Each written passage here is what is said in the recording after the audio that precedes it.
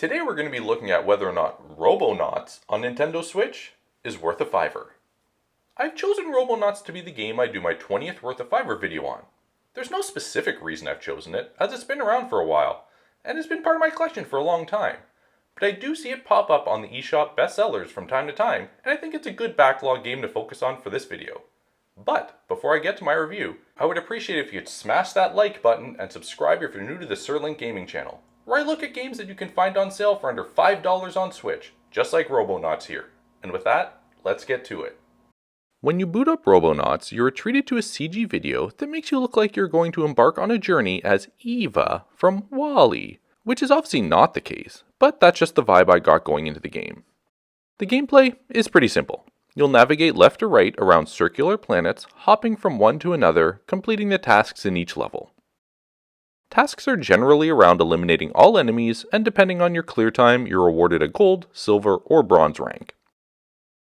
You have a main attack that acts as a machine gun with limited range, and your secondary weapon has more of a range with it, and you'll generally throw or lob it as a grenade, and it comes back down to the planet you are on.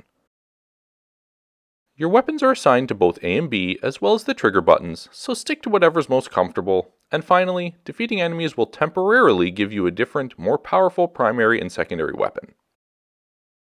I had no problem clearing the first 6 levels without really much challenge, but the 7th and beyond hit you like a ton of bricks.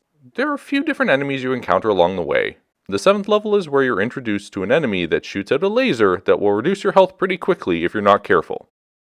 And this was the start of the levels that took about 10 tries each to complete.